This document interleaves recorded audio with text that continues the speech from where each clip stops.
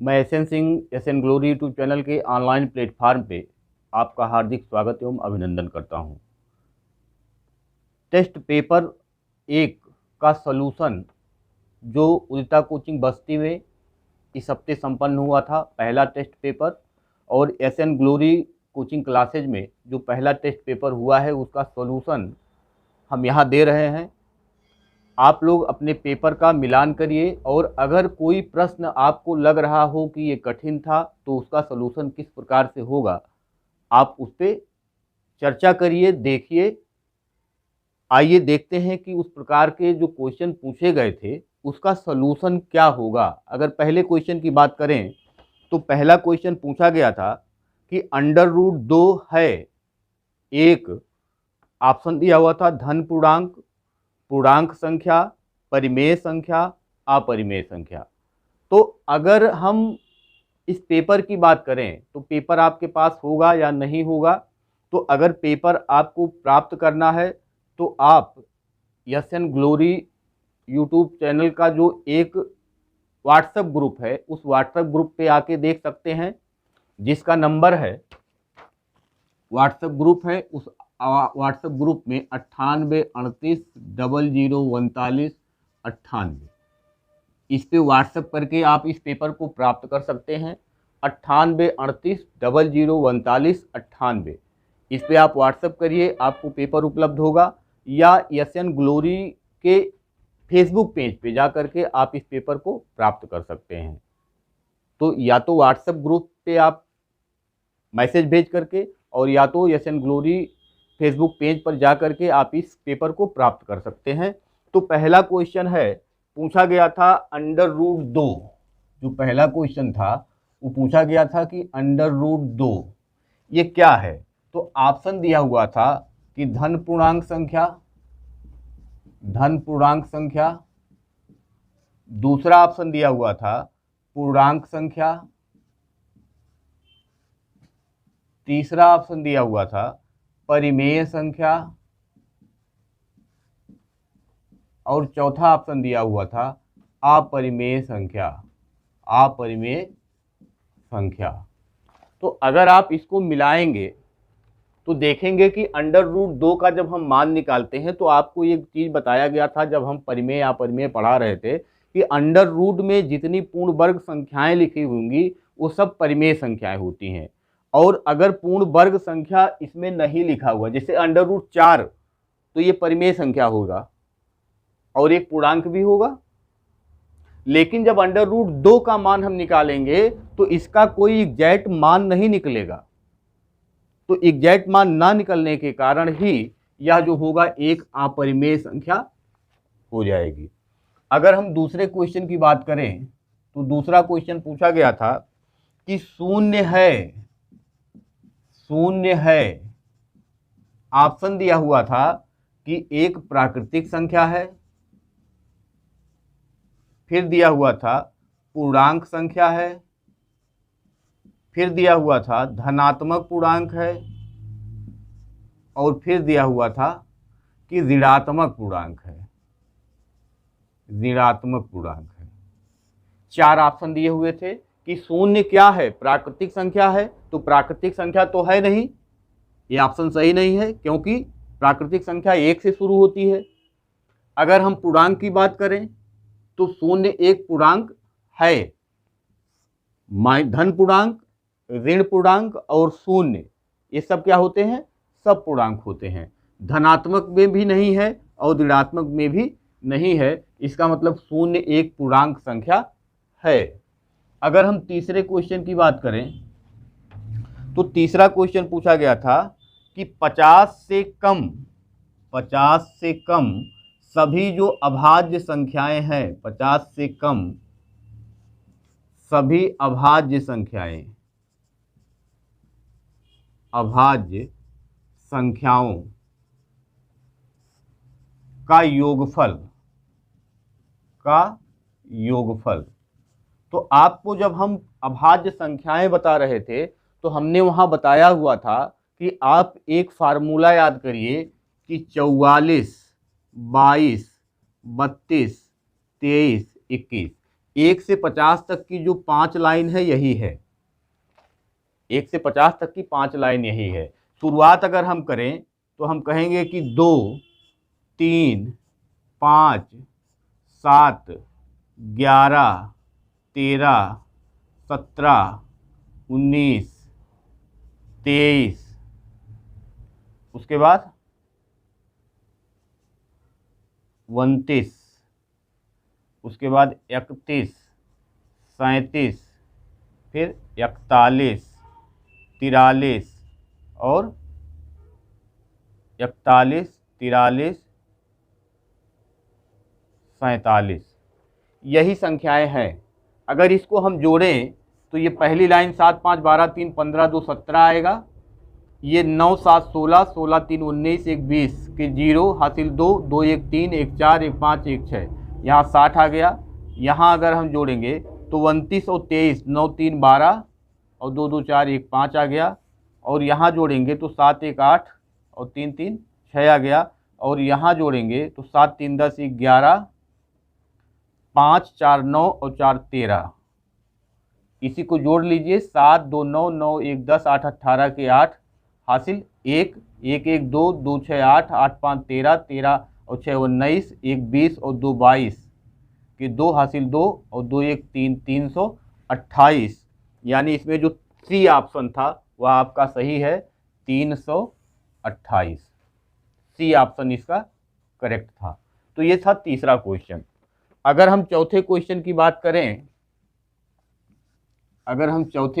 बात करें, तो चौथा क्वेश्चन पूछा गया था कि 2 पर 251 पर 98 की घात प्लस 21 पे 29 की घात माइनस 106 पर 100 की घात प्लस 705 पर 35 की घात माइनस 16 पर 4 की घात और प्लस 259 में इकाई का अंक ज्ञात करना था। इसी में इकाई का अंक ज्ञात करना था, इकाई का अंक ज्ञात करना था, इकाई का अंक ज्ञात करना था।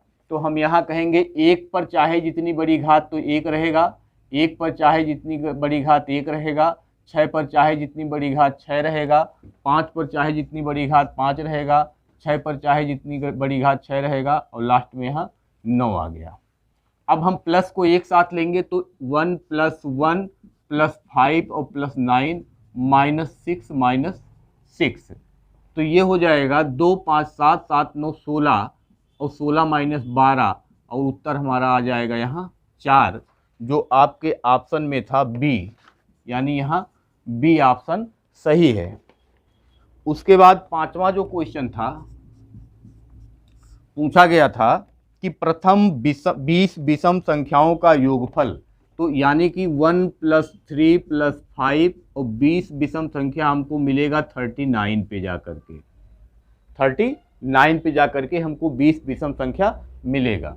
हम क्या करेंगे, सबसे पहले n बराबर हमको पता है कि 20 है, तो हम करेंगे 39 + 1/2, ये औसत निकल गया, और इसी में 20 का हम गुणा कर देंगे, तो 39 × 1 = 40/2 और गुणे 20 काट देंगे 10 बार में, तो इसका उत्तर जो आ जाएगा 400, और 400 ऑप्शन में था जो वह था सी ऑप्शन, सी ऑप्शन इसका करेक्ट था।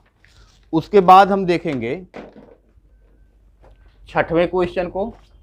तो छठा क्वेश्चन जो था कह रहा है हमारी संख्या प्रणाली में 4 अंकों की संख्याओं की संख्या होगी। तो 4 अंकों की जो संख्याएं हैं हमारी संख्या प्रणाली में, जो 4 अंकों की संख्याएं हैं, अगर हम 1 से 9 तक की बात करें, 1 से 9 तक में तो 9 संख्या है। अगर हम 10 से 99 की बात करें तो यहाँ 90 संख्या है। अगर हम 100 से लेकर के और 999 तक की बात करें तो यहाँ 900 संख्या है।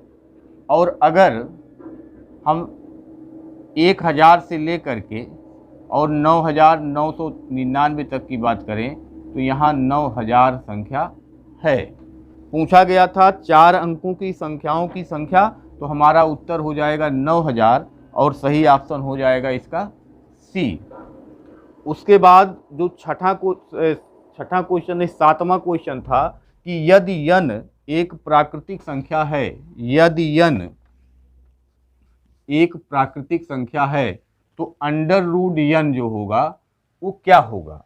तो अंडर रूट n का मतलब, हम अंडर रूट 1 भी ले सकते हैं, अंडर रूट 2 भी ले सकते हैं, अंडर रूट 3 भी ले सकते हैं, अंडर रूट 4 भी ले सकते हैं, अंडर रूट 5 भी। n का मतलब कुछ भी हम ले सकते हैं।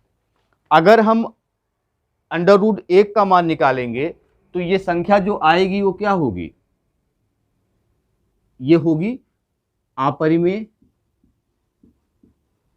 अंडर रूट 2 अपरिमेय, अंडर रूट 3 अपरिमेय, अंडर रूट 4 परिमेय, अंडर रूट 5 अपरिमेय। इस टाइप की संख्याएं हमको प्राप्त होंगी। तो कहा है कि अगर n एक प्राकृतिक संख्या है तो अंडर रूट n का मान क्या होता है। तो पहला ऑप्शन दिया हुआ था कि हमेशा एक प्राकृतिक संख्या होती है, तो हमेशा तो प्राकृतिक संख्या नहीं आ रहा है, हमेशा प्राकृतिक संख्या नहीं आ रहा है। इसको परिमेय को हम क्या कह सकते हैं, इसको हम कह सकते हैं प्राकृतिक संख्या भी कह सकते हैं, प्राकृतिक संख्या भी कह सकते हैं। तो कभी परिमेय, कभी अपरिमेय और कभी प्राकृतिक संख्या। तो पहला ऑप्शन हमेशा एक प्राकृतिक संख्या गलत है कि हमेशा प्राकृतिक संख्या नहीं मिलता है। हमेशा एक परिमेय संख्या नहीं मिलता है, हमेशा एक अपरिमेय संख्या नहीं मिलता है, कभी प्राकृतिक और कभी अपरिमेय। तो कभी प्राकृतिक मिलता है और कभी अपरिमेय मिलता है। तो ऑप्शन इसका डी जो है वह सही ऑप्शन है, इसका डी। 8वें क्वेश्चन की अगर हम बात करें तो 8वां क्वेश्चन है सबसे बड़ा ऋण पूर्णांक संख्या है। तो सबसे बड़ा ऋण पूर्णांक संख्या जो होगा वह -1 होगा। उसके बाद 7 से पूरी तरह विभाजित होने के लिए 13 117 में कौन सी न्यूनतम संख्या जोड़ी जाए। तो दिया हुआ है 13 117 में हम क्या जोड़ें कि यह 7 से पूरी तरह विभाजित हो जाए। तो 7 से पूरी तरह विभाजित होने के लिए अगर हम इसमें भाग दें तो 7 एकन्नम, पहले तो हम घटा लें, ऐसे 3 का हम पेयर बना लेंगे, ये जो आपको समझाया गया है।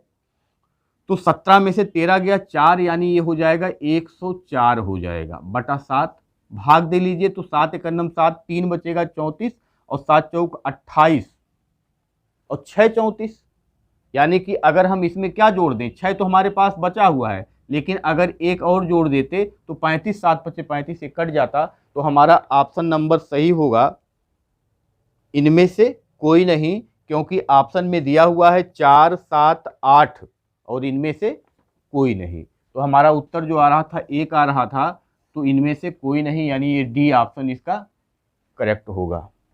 उसके बाद दिया हुआ था कि निम्नलिखित में से कौन सी संख्या 33 से पूर्णतया विभाजित की जा सकती है। तो 33 से विभाजित होने के लिए कोई भी संख्या 3 से और 11 से दोनों से विभाजित होनी चाहिए। तो 3 से और 11 से विभाज्यता की जांच आइए करके हम चेक करते हैं। तो क्वेश्चन नंबर 10 है कि निम्नलिखित में से कौन सी संख्या 33 से पूर्णतया विभाजित है। दिया हुआ है 36 54 97, दूसरी संख्या दिया हुआ है 24 63 57, तीसरी संख्या दिया हुआ है 11 43 45 और फिर दिया हुआ है 32 75 40। चेक करना है हमको 33 से इसका डिविजिबिलिटी रूल। आपको हमने बताया कि 33 का कोई स्पेशल रूल नहीं है। अगर कोई संख्या 3 से कटती है और 11 से कटती है तो वह संख्या 33 से भी कटेगी। तो 3 से कटने के लिए 6 3 9, ये कट गया, ये कट गया, 5 4 9, यानी ये हमारा ऑप्शन गलत है क्योंकि 3 से ही नहीं कट रहा है। यहाँ आएंगे 4 2 6 6 12 3 15 5 20 और 7 27, 3 से कट जाएगा। 11 से चेक कर लेते हैं तो 6 2 8 8 5 13 ऊपर आ गया और 4 3 7 और 7 14, यानी कि ये भी ऑप्शन गलत हो गया। 11 से ये नहीं कट रहा है। उसके बाद देखेंगे कि 4 2 6 3 9 और 4 13 और 5 18, 3 से तो कटेगा, 11 से चेक करते हैं तो 4 1 5 और 4 9 ऊपर आ गया और नीचे 3 1 4 5 9, यानी ये 11 और 13 दोनों से कटता है। तो हमारा जो सी ऑप्शन होगा वही करेक्ट होगा, सी ऑप्शन ही करेक्ट होगा। उसके बाद चेक करते हैं 12 नंबर कह रहा है, 12 नंबर क्वेश्चन कह रहा है कि 720 फैक्टोरियल में शून्यों की संख्या दाईं ओर से कितनी होगी। तो 720 फैक्टोरियल में हमने बताया था कि इसमें 5 से भाग दे लीजिएगा, तो 5 एकन्नम 5, 2 बचा 20 हो गया, 5 चौका 20, 2 बचा फिर 5 चौका 20, जो आएगा फिर उसमें हम 5 से भाग देंगे तो 5 दूनी 10, 4 बचा 44, 5 अट्ठे 40, जो आएगा फिर उसमें हम 5 से भाग देंगे तो 5 बचे 25, और फिर जो आएगा फिर उसमें हम 5 से भाग देंगे। अब आ गया 1, अब कोई कटने वाला है नहीं, हम इसी को जोड़ लेंगे 144, 28, 5 और 1, तो ये आ जाएगा 1 5 6 6 8 14, 14 4 18 के 8, हासिल 1 1 2 3 3 4 7, यानी 178। तो 12 नंबर का बी ऑप्शन इसका करेक्ट है। आइए 13 नंबर देखते हैं। 13 नंबर दिया हुआ है कि 5 -3 + 2, -5 + 3 -2, फिर +5, फिर -3 + 2 और -5, और ये है 63 पद तक। तो इसका मान पूछ रहा है। तो आप देखेंगे कि अगर हम इस जोड़े को लें और इस जोड़े को लें तो यहाँ 5 प्लस के साथ है, यहाँ माइनस के साथ है, यहाँ 3 माइनस के साथ है, यहाँ 3 प्लस के साथ है, यहाँ 2 प्लस के साथ है, यहाँ 2 माइनस के, यानी ये पूरा जोड़ा इस पूरे जोड़े से कैंसिल हो जाएगा। फिर वही चीज़ है जो पहले में था, फिर आ गया वही। तो इसका मतलब ये सीरीज पूरी चलेगी, लेकिन हमको ये पता करना है कि 63 पद तक क्या होगा। तो एक पूरा कटने के लिए 6 पद हमको चाहिए। तो जब 60 में हम भाग देंगे 6 का 63 में, तो 3 शेष आ जाएगा, और 3 पद का मतलब ये जो 5 - 3 + 2, यही पद लास्ट में शेष बचेंगे, बाकी 60 पद तो अपने आप कट के ख़त्म हो जाएंगे।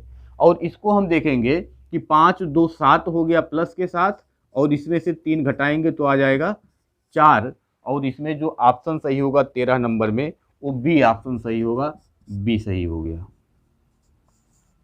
14 नंबर देखेंगे, कह रहा है कि 1 + 2 - 3, 1 + 2 - 3, +1 + 2 - 3, +1 + 2 - 3, इस टाइप से ये चल रहा है, और इसमें पदों की संख्या 50 पद है। तो इसका मान पूछ रहा है। तो आप देख रहे हैं कि 3 3 का ये पेयर बनेगा इस टाइप से। तो 48 पद इसमें देखेंगे कि 1 और 2 प्लस के साथ है, -3 है माइनस के साथ है, तो ये पेयर तो ऐसे ऐसे कैंसिल होते चले जाएंगे। कहाँ तक? 48 पद तक। 2 बचेगा, तो 2 बचेगा क्या कि 1 + 2 बचेगा, और इसी का मान आ जाएगा 3, और यही हमारा आंसर होगा। तो जो 14वें में जो सही ऑप्शन है वो होगा सी। 15वां क्वेश्चन देखेंगे, तो 15वें क्वेश्चन में कह रहा है कि 1 का क्यूब प्लस 2 का क्यूब प्लस 3 का क्यूब डॉट डॉट डॉट, और इसका मान दिया हुआ है 9 का क्यूब, और ये बराबर दिया हुआ है 2025 के। तो पूछ रहा है कि 0.11 का क्यूब प्लस 0.22 का क्यूब और डॉट डॉट प्लस 0.99 का क्यूब, इसका मान क्या होगा। तो हम देखेंगे कि यहाँ हम इसको लिख सकते हैं कि 1 का क्यूब गुणे 0.11 का क्यूब, इसको लिख सकते हैं 2 का क्यूब गुणे 0.11 का क्यूब, और इसको लिख सकते हैं 9 का क्यूब गुणे 0.11 का क्यूब। अब यहाँ 0.11 सब में कॉमन मिल जाएगा, तो हम करेंगे 0.11 का क्यूब हम कॉमन ले लेंगे, और बाकी 1 का क्यूब, 2 का क्यूब, 3 का क्यूब और डॉट डॉट प्लस 9 का क्यूब। इसी का मान दिया हुआ है 2025 और इसी में हम गुणा कर देंगे 11 ग्रहियम 121, ग्रहियम 1331 और इसी का हम यहाँ गुणा कर देंगे और गुणा करने के बाद आएगा 2.695, यही इसका उत्तर होगा। तो ऑप्शन नंबर बी इसमें 15वें में सही होगा। 16वें क्वेश्चन पे आइए। 16वां क्वेश्चन कह रहा है कि 42 10 आधार लगा हुआ है और यहाँ पूछ रहा है कि इसको 2 आधार में कैसे बदलें, यानी दाशमिक संख्या को हम बाइनरी सिस्टम में कैसे बदलते हैं। तो हम कहे थे आपसे कि इसको दूना करते हुए आप चले जाइएगा, 32 तक में 42 फिट हो जाएगा। तो अगर हम 32 को ले लें, 8 को ले लें और 2 को ले लें तो 32 8 40 2 42, इसके नीचे 1 1 लिख दिया और बाकी जो बचा उसके आगे 0, तो 1 0 1 0 1 0, यही हमारा यहाँ ऑप्शन में सही हो जाएगा कि 1 0 1 0 1 0। और ऑप्शन इसमें सही होगा option number C, option number C. 17वां क्वेश्चन देखते हैं। 17वां कहा 11 क्रमागत प्राकृतिक संख्याओं का योग 836 है। तो 836 में हमने कहा था आप 11 से भाग करिएगा तो आपको बीच वाली संख्या 11 सते 77 और 6 और 11 का 66 76, ये बीच वाली संख्या मिल गई।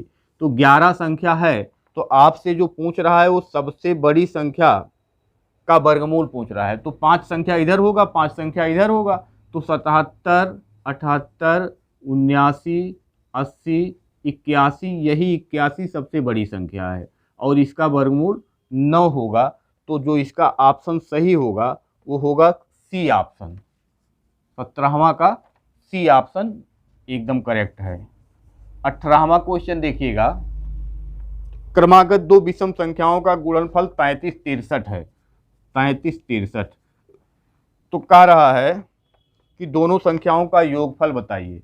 हमने कहा था कि इसी में जब 2 क्रमागत सम या विषम संख्याओं को हम गुणा करते हैं तो किसी वर्ग संख्या से एक या कम मिलता है। हमको एक जोड़ने के बाद हमको एक वर्ग संख्या मिलेगी जिसका मान होगा 34 64। इसी का वर्गमूल निकालिएगा। 4 कब आया होगा? जब लास्ट में 2 रहा होगा या 8 रहा होगा। 6 को कैंसिल करेंगे 33, तो हम कहेंगे 6 6 36, यानी या तो 52 का है या तो 58 का वर्ग है। तो 6 बचे 30, यानी ये 58 का वर्ग है। तो 58 से 1 57, 58 से 1 59, जोड़ दीजिए दोनों को तो 9 7 16 और 5 5 10 1 11, यानी इसका सही करेक्ट ऑप्शन है 116 और इसमें मिलेगा आपको ए। 18वें का ए ऑप्शन सही है। 19वां नंबर देखिएगा। 19वां कह रहा है कि 0.00000000 और 1728 का घनमूल होगा। तो हमने कहा था कि 3 3 का पेयर बना लीजिएगा, 3 3 का पेयर बना लीजिएगा। दशमलव के बाद इतनी संख्याएं आएंगी। 1728 पता करना है किसका घन है। तो हमने कहा 8 कब आया होगा? जब लास्ट में 2 रहा होगा। 2 संख्या क्रॉस करेंगे तो ये 12 का क्यूब है, ठीक। और 3 अंक पे दशमलव लगेगा तो आगे 1 0, ये 0.012, यही इसका सही आंसर हो जाएगा। और इसमें सही ऑप्शन है ए, 19वें का ए। उसके बाद आइए हम 20वां चेक करते हैं कि 20वां क्या होगा। तो 94,009 एक पूर्ण वर्ग संख्या है। कह रहा है कि 94,009 एक पूर्ण वर्ग संख्या है।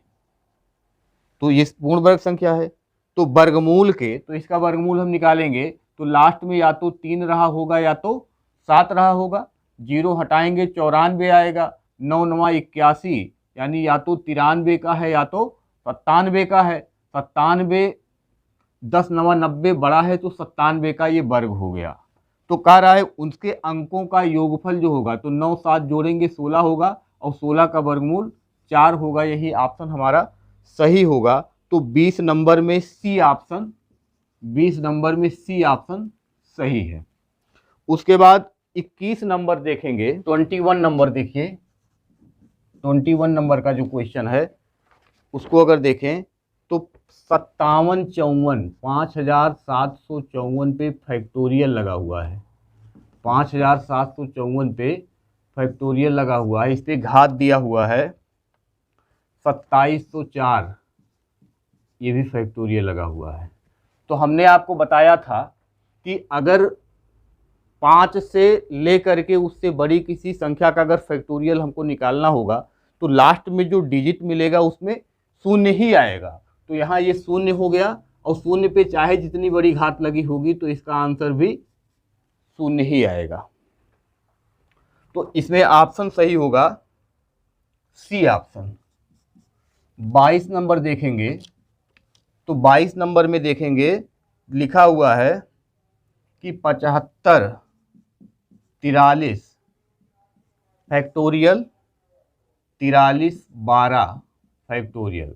तो यहाँ भी फैक्टोरियल आ गया, तो यहाँ इकाई का अंक 0 हो जाएगा, और इसका भी ऑप्शन जो होगा वो 0 ही सही होगा। उसके बाद हम देखेंगे 23 नंबर क्वेश्चन को। तो 23 नंबर जो क्वेश्चन होगा, 23 नंबर क्वेश्चन कह रहा है 70 से 100 के मध्य अभाज्य संख्याओं की कुल संख्या। तो 70 से 100 के बीच हमने आपको बताया कि 44 22 32 23 21। 70 से 100 का मतलब ये हो गया, तो 3 2 5 1 6 संख्या होगी। तो 6 संख्या का मतलब कि इसमें ऑप्शन नंबर सी सही है, 23 में ऑप्शन सी सही है। 24 नंबर आइए देखिए, कह रहा है संख्या 150 के गुणनखंडों की कुल संख्या। तो 150 का जब हम गुणनखंड करेंगे तो कहेंगे 2 तिहाई 6 25 30 और 25 150।